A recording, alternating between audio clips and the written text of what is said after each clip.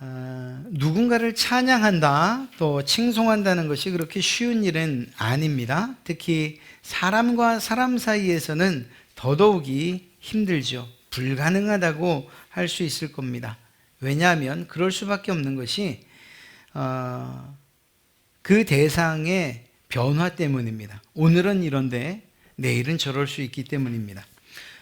북한이나 혹은 어느 광적인 집단에서는 강압에 의해서 이렇게 원하지 않아도 찬양하고 칭송해야 되는 일들이 가능하겠죠. 그러나 그것도 진심이 아닌 이상 언젠가 그 찬송과 칭송의 소리는 멈추게 될 것입니다.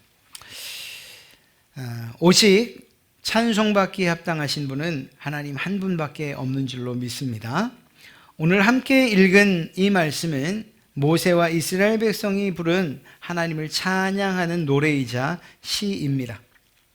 그의 찬양을 읽고 묵상하다 보면 하나님은 찬양받기에 합당하시구나, 우리가 하나님을 찬송하는 것이 당연한 일이구나 하는 것을 인정하고 우리 또한 그렇게 고백하게 됩니다. 오늘 말씀을 통해서 이 모세와 같이 하나님을 찬송하고 그분만을 경배하는 그러한 여러분 되시기를 먼저 주님의 이름으로 축복합니다. 사실 이스라엘 백성들 그들이 느꼈던 감정을 가만히 생각해 보면 애굽의 속박으로부터, 노예로부터 해방된 이 기쁨만 있었던 것은 아닐 거예요. 적어도 떠나는 날, 그리고 며칠은 그렇게 기뻐했을지 모르겠어요. 그러나 그들이 걷고 있는 길이 광야였던 점을 생각하면, 그리고 그들이 처한 환경이 위급하고 다급하며 두려움까지 느끼는 그러한 환경이었던 것을 생각하면 그들에겐 불평도 원망도 있었을 것입니다. 그리고 실제로 성경은 그렇다고 기록하고 있어요. 그들의 불평과 원망이 어디에서 왔겠는가 생각해 보면 자신들이 걷는 그 길 때문이었을 것입니다. 아마도 어느 정도 그들이 이 지리에 관한 이해가 있었다면 출애굽해서 애굽으로부터 가나안까지 가는 그 길이 그렇게 멀지 않다는 것을 대부분 알고 있었을 거예요. 그 거리가 아주 멀지 않았기 때문에 15일에서 20일, 길게 잡아도 30일이면 충분히 가고도 남을 길이었습니다. 그 길을 가기 위해서는 이 홍해로 가서는 안 돼요. 홍해가 아니라 지중해를 따라서 위의 길로 가야만 합니다. 그런데 그들이 갔던 길은 광야, 그리고 또 광야, 그리고 마침내 홍해에 이르게 된다는 사실을 이스라엘 백성들이 알게 되었을 때에, 그때의 그들의 절망감은 아마 원망과 탄식으로 변했을 것입니다. 모세가 그 길을 선택하지 않았죠. 아니, 더 정확하게 말하면 하나님께서 그 길로 인도하지 않으셨습니다. 모세와는 달리 백성들은 이 일로 인해서 상한 마음을 갖게 되었고, 그들의 마음이 상했다는 것, 그 백성들이 하나님의 뜻과 계획을 무시했거나 혹은 하나님을 불신했던 이유라고밖에 이야기할 수 없을 것입니다. 여러분, 이스라엘 백성들이 불평하고 원망할 것을 아시는 하나님께서 그들로 하여금 가까운 길이 아닌 먼 길을 돌아가게 하신 이유, 또 특히나 홍해라고 하는 거대한 문제 앞에 직면하게 하신 이유가 무엇일까?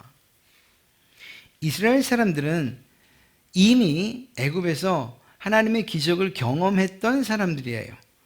피, 개구리, 이, 파리, 전염병, 악성 종기, 우박, 메뚜기, 흑암, 그리고 사망에 이르는 이 10가지 재앙들을 애굽 땅에서 경험했던 사람이에요.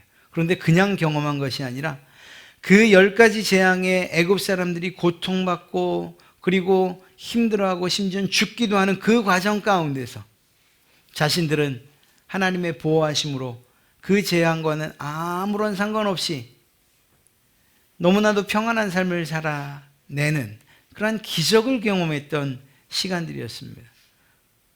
하나님께서 구별하여서 재앙과 복을 내리시는 것들을 경험했던 사람들이라고요. 이렇게 재앙이 저녁에 이루어지는 가운데에서도 하나님께서 덮어주시는 그 손길로 말미암아서 보호받았던 것을 경험했던 그러한 사람들이라는 것입니다. 이건 10가지 재앙보다 더 놀라운 기적이라고 이야기할 수 있는 거죠. 그런데 그들이 출애굽과 동시에 광야길에 접어들면서 정말 놀랍게도 애굽을 그리워하기 시작합니다. 자신들이 왜 나와야 했는지조차 기억하지 못합니다. 그러다가 어쩌면 억울하게 끌려 나왔다고 생각하는 이들도 있었던 것 같습니다. 그래서 홍해 앞에 이르렀을 때 그들은 우리 다시금 애굽으로 돌아가게 해달라고 이렇게 울부짖는 그러한 지경에 이르기까지 되죠. 특히나 홍해뿐만 아니라 그들 뒤에는 쫓아오는 애굽 군대가 있었습니다. 출애굽기 14장 10절부터 12절 말씀을 보면 이 상황을 잘 기록하고 있어요. 바로가 가까이 올 때에 이스라엘 자손이 눈을 들어 본즉 애굽 사람들이 자기들 뒤에 이른지라 이스라엘 자손이 심히 두려워하여 여호와께 부르짖고 그들이 또 모세에게 이르되 애굽에 매장지가 없어서 당신이 우리를 이끌어내어 이 광야에서 죽게 하느냐? 어찌하여 당신이 우리를 애굽에서 이끌어내어 우리에게 이같이 하느냐? 우리가 애굽에서 당신에게 이른 말이 이것이 아니냐? 이르기를 우리를 내버려 두라. 우리가 애굽 사람을 섬길 것이라 하지 아니하더냐? 애굽 사람을 섬기는 것이 광야에서 죽는 것보다 낫겠노라. 이렇게 모세를 향해서 원망을 터뜨리고 그 애굽 때가 훨씬 좋았다고, 지금 이곳은 엉망진창이라고 그렇게 이야기를 하고 있는 것입니다. 그런데 놀랍게도 그런 백성들을 향해서 하나님께서 큰 선물을 주시죠. 이 사건이 있은 이후에, 이 홍해 사건이 있은 이후에 이스라엘 백성들에게 애굽 하면 어떤 생각이 떠오를까요? 그것은 바로 가장 마지막 장면, 자신들을 쫓아오던 애굽의 군사와 군대들이 홍해에 수장되는 바로 그 장면이 애굽과 관계된 가장 마지막 장면일 것입니다. 물론 거슬러 올라가면 힘들고 어려웠던 때도 기억나겠죠. 그러나 애굽을 생각하면 하나님께서 마침내 승리하시는 그 장면, 자신들의 눈앞에서 그토록 두려워했던 존재들이 수장되는 그 장면이 가장 마지막 장면이었을 것입니다. 하나님이 하신 일을 좀 더 살펴보면 정말 기가 막힙니다.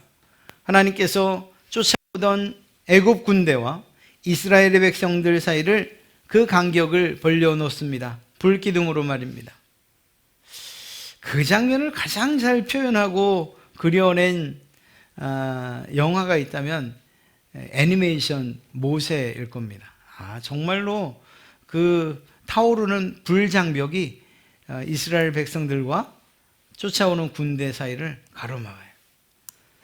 저는 궁금한 게 있어요. 하나님께서 왜 그 홍해를 가르칠 때 밤새도록 가르쳤을까? 하나님이 능력이 없어서 그러셨겠습니까? 하나님께서 말씀만 하시면 그냥 눈앞에서 단 몇 분, 수분 사이에 쫙 갈라졌을 텐데 왜 밤새도록 큰 동풍을 일으켜 홍해를 가르쳤을까? 아무리 긴 시간이 지나도 애굽 군대가 결코 자신들을 두렵게 할 수 없다는 사실을 깨닫기 위함 아니었겠습니까? 그들이 그렇게 두려워하고 그래서 하나님 앞에 원망했던 그 자신들의 부끄러운 모습을 한 번 더 되돌아보게 하심이 아니었겠습니까? 걱정하던 홍해는 갈라지고 근심하고 두려워하던 바로 그 군사들은 조금도 가까이 자신들에게 오지 못하고 안전하게 보호받는 그 상황들을 밤새도록 경험했던 것, 그것이 이스라엘 백성들에게 베푸신 하나님의 은혜였던 것이죠. 결국 바닷길은 갈라졌습니다. 그리고 그 길로 이스라엘 백성들은 구원을 받습니다. 쫓아오던 애국 군대들, 그들은 그곳에서 사망을 경험하게 됩니다. 이 일에도 하나님께서 친히 개입을 하셔요. 바다 가운데로 들어왔을 때 하나님께서 친히 그들의 수레바퀴를 벗기셔요. 성경을 보면 놀랍지 않을 수가 없어요. 하나님께서 직접 애굽 군사들을 어지럽게 만드시는데 그 방법이 그들의 수레바퀴를 벗겨내시는 거예요. 그리고 그렇게 우왕좌왕할 때에 홍해가 그들을 삼켜버립니다. 이스라엘 백성들에게는 생명의 길이었는데 바로 그 왕의 군대에게는 죽음과 사망의 길이 되어버리고 만 것이죠.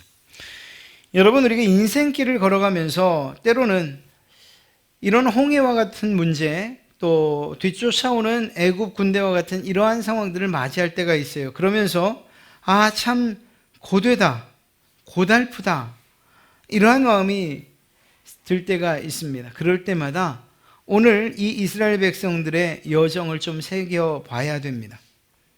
하나님을 믿는다고 또 정말 믿음을, 그리고 이 신앙을 다시 한번 생각하면서 이제는 헌신하겠다, 제대로 믿어보겠다 결단하고 다짐할 때에 특히 이런 일들이 일어나는 것을 우리가 부인할 수가 없어요.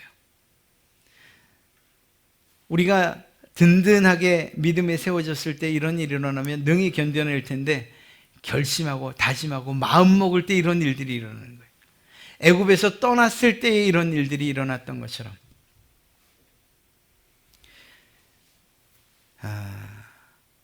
이제 제대로 믿어봐야겠다, 그렇게 결심을 하니까 마치 출애굽을 하듯 새로운 결심을 하고 나니까 생각지도 않았던 돈이나 관계나 사업이나 가정에 어려움이 생기는 일들, 우리가 경험하는 일들 가운데 하나입니다. 그러나 낙심하지 마시기 바랍니다. 그런 여러분들을 위해서 모세가 지금 하나님을 찬양하고 있는 것입니다. 지금 이스라엘 백성들은 놀라운 하나님의 능력을 경험했고 모세는 그런 하나님을 찬양하고 있습니다. 또한 감사하며 영광을 올려드리고 있습니다. 모세의 노래라고 이름 붙여진 이것은 기도문이면서 동시에 찬양이기도 하죠. 이 찬양을 부를 때에 우리도 모세와 함께 하나님의 섭리와 그리고 그 계획을 여러분들의 인생 가운데서 발견하게 될 줄로 믿습니다. 모세가 지금 무엇을 찬양하고 있습니까? 그 찬양의 근거가 무엇입니까? 그것은 바로 하나님께서 행하신 놀라운 일, 그리고 이스라엘에게 베푸신 그 은혜를 찬양하고 있다는 사실을 잘 알 수가 있습니다. 좀 더 나누어 이야기한다면 구원자 되신 하나님을 찬양하고 있어요. 기적적으로 은혜를 베푸신 그 하나님을 찬양하고 있어요. 약속하신 미래를 보장해 주시는 그러한 하나님을 찬양하고 있습니다. 시기적으로 나눠본다면 과거에 이루신 하나님, 현재에 보호하시는 하나님, 미래를 약속하신 그 하나님을 찬양하고 있다고 말해도 틀리지 않을 것입니다. 애굽으로부터 구원해 주신 그 하나님, 이스라엘 백성들에게만 해당하는 것이 아니고 그것은 바로 우리에게도 해당하는 놀라운 이야기입니다. 우리가 하나님의 자녀라면 우리를 하나님의 자녀로 삼기 위하여서 이루신 예수 그리스도의 그 구속 사건을 잊을 수 있겠습니까? 우리를 위해서 이 땅에 오시고 나시고 사시고 고통당하시고 죽으신 예수 그리스도의 그 구속의 여정들을 우리가 잊을 수 있겠냐 하는 것입니다. 그렇다면 마땅히 그분의 구속의 은혜를 감사해야 하는 거죠. 무엇보다 우리가 구원받기에 합당한 자인가를 생각해 본다면, 쉽게 말하면 예수님께서 생명을 버리시면서까지 나를 구원할 만한가 우리 스스로 돌아본다면 그분의 은혜를 느끼기에 우리는 충분하리라 생각합니다. 애굽 백성들로부터 애굽으로부터 이스라엘 백성들을 하나님이 어떻게 인도해 내셨습니까? 어떻게 구원해 내셨습니까? 놀라운 기적과 능력으로 구원해 내지 않으셨습니까? 우리에게 있어서의 가장 큰 기적과 능력, 우리가 경험한 그것은 무엇입니까? 예수님께서 우리를 위하여 이 땅에 오셨고 우리를 위하여 죽으셨고 우리를 위하여 다시 살아나셨어요. 여러분과 우리를 위하여 성령 하나님을 보내셨다는 이것만큼 놀라운 능력과 기적이 또한 어디에 있습니까? 죽을 수밖에 없는 우리가 살아난 이 사실만큼 기적과 같은 일이 또한 어디에 있냐 하는 것입니다. 이것도 감사한 일인데 하나님께서는 당신의 백성된 자들을 그냥 내버려 두지 아니하시고 그들을 인도해 가시며 그들에게 한없는 은혜를 베풀어 주셨습니다. 이스라엘 백성들에게 그들을 지키시고 보호하시고 내가 너희를 약속한 그 땅까지 안전하게 이끌고 갈 것이라는 사실을 이 홍해와 또 이 쫓아오던 애굽 군사를 상대하여 승리하시는 이 사건을 통해서 보여주셨던 것처럼 우리의 삶에도 내가 너를 지켜주고 보호해주고 인도해 주마. 비록 광야 같은 길이라 할지라도 그래서 먹을 것이 없고 마실 것이 없는 곳에서도 내가 너의 양식이 되어주마 라고 우리에게 약속해 주셨고 또 그 일을 성실하게 이루고 계시지 않으십니까? 우리의 삶을 되돌이켜보면 언제나 승리하는 삶은 성공하는 삶만은 아니었을 것입니다. 때로는 실패하고 좌절하고 넘어졌을 때 놀랍게도 그때에 주님이 우리의 곁에 계셨다는 사실을 더 잘 알 수가 있습니다. 지난 한 해를 돌이켜보면 마치 광야와도 같은 길을 걸었다고 감히 이야기할 수 있을 것입니다. 한 번도 경험해보지 못했던 일들이 우리의 일상 가운데에서 일어났기 때문입니다. 우리가 이렇게 긴 시간 동안 마스크를 하고 있을 거라고 상상이나 했습니까? 5명 이상 모이지 못하는 일이 우리의 일상이 될 것이라고 생각해 봤습니까? 교회적으로 우리가 모여 밥 먹지 못하는 일이 일어날 것이라고는 생각지도 못했던 그러한 시간들이었습니다. 우리의 가정이나 우리의 사업을 돌이켜봐도 그렇습니다. 이렇게 힘들었던 때가 또 있었을까 싶을 정도였습니다. 지난 한 해를 돌이켜보건대. 그런데 그런 광야길과도 같은 그 길 가운데서 하나님이 우리를 지켜주지 않으셨어요? 보호해주지 않으셨어요? 사실 저희에게 있어서 세상을 살아가면서 돈이 전부는 아니에요. 물질이 전부는 아니에요. 하나님께서 우리의 건강도 지켜주셔야 되고 우리의 관계도 지켜주셔야 돼요. 그러나 이 물질도 역시 한 지표 가운데 하나인 것만은 틀림없지요. 제지교회 공동의회를 준비하면서 지난해 결산을 보면서 참 감사했어요. 어제도 누군가가 그 일에 대해서 감사함을 표현했습니다. 아마 여러분들 전부의 생각이었을 거라고 생각해요. 19년도 재정 수입 가운데에서 11조 결산이 8,150여만 원이었어요. 그래서 저희가 20년도 예산을 8,500으로 잡았던 겁니다. 그런데 2000년 결산을 맺고 보니 결산은 19년 기준으로 하면 1,500여만 원이 초과가 됐어요. 그래서 실제로 9,650여만 원이 됐어요. 무슨 말인가 하면 정말 어려웠는데 정말 힘들다고 말했는데 전부 골고루 나누어진 것은 아니고 이렇게 평균과 종합된 수치이긴 합니다만 여러분들 가운데 여러분들을 그 수입을 합하면 제가 너무 디테일하게 말하죠. 여러분들의 수입이 1억 5천여만 원이 늘었다는 거예요. 그게 다 누구한테 갔는지는 잘 모르겠어요. 그런데 그렇다는 거예요. 제가 너무 리얼하게 그리고 그냥 속 들여다 보이는 이런 수치를 내놔서 죄송합니다. 또 그렇지 않은 분들도 계실 거기 때문이에요. 그러나 목사인 제가 볼 때에 이렇게 하나님께서 여러분들의 11조를 풍성하게 하셨다는 것은 나머지 쓸 수 있는 10의 9를 풍성하게 주셨다는 것으로밖에 생각이 되질 않기 때문에요. 물론 그 일뿐만 아니죠. 여러분들을 1년 동안 건강하게 코로나와 상관없이 또 다른 여타의 질병과 상관없이 지켜주신 것도 참으로 감사한 일이었어요. 많은 사건과 사고가 있을 수도 있는 상황 가운데에서 천사들을 동원하여서 보호하여 주시고 지켜주신 것, 이것도 감사할 일인 것이죠. 보십시오. 인생 광야길과 같은 이런 광야는 처음입니다라고 하는 이러한 삶 가운데에서도 하나님의 은혜가 우리 가운데에 베풀어지지 않았습니까? 그렇다면 하나님은 찬송받기 합당하신 분 아니십니까? 그럼요. 우리가 우리의 삶을 조금만 돌이켜보면 이스라엘 백성들이 어젯밤에 일어났던 홍해 사건을 돌아보기만 하면 그들은 하나님을 찬송할 수밖에 없는 거예요. 사실 시간이 조금 더 흘러서 가데스 바네아에서도 이들은 찬송할 수 있었어야만 합니다. 왜?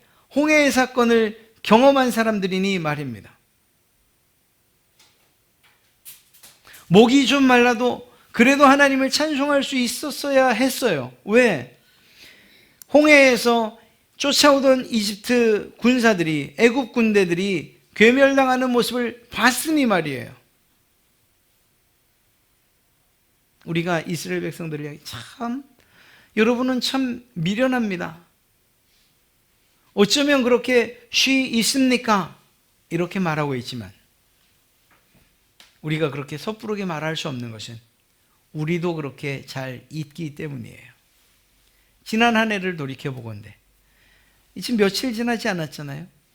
혹여 지금도 지금 며칠 지나지 않은 지금에도 벌써 우리의 마음 가운데 걱정과 근심으로 가득 차오릅니까?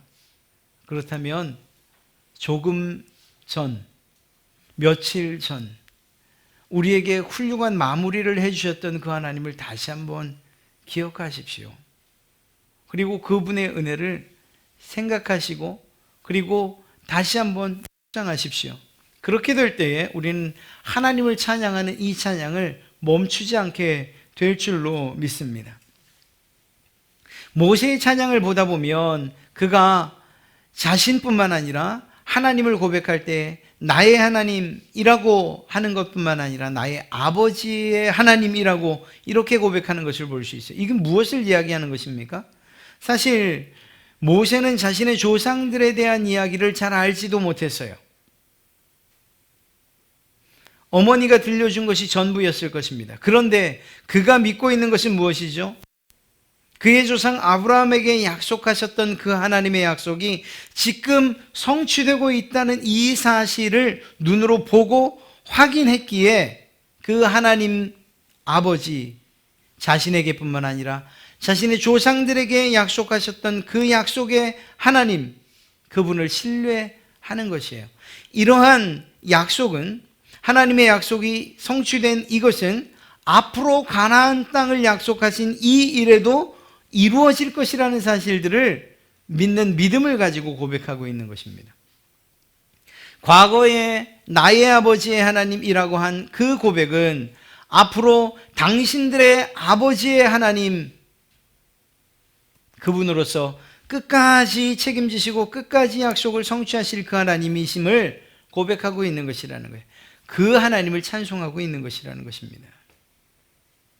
하나님은 계획하시고 약속하신 것을 반드시 이루시는 분이시죠. 누가 그를 대적할 수 있겠습니까?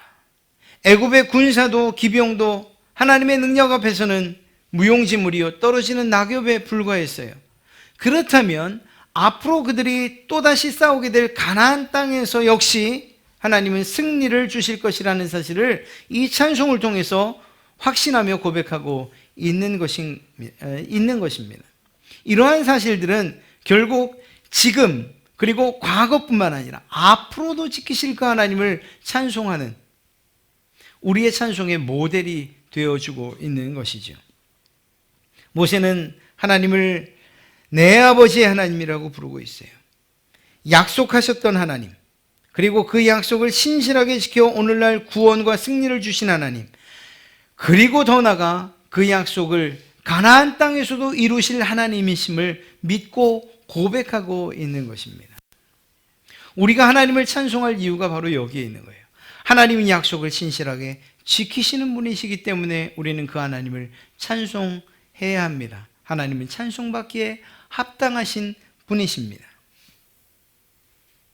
과거뿐만 아니라 지금도, 그리고 미래에도 역사하신 바로 그 하나님이기 때문인 것입니다.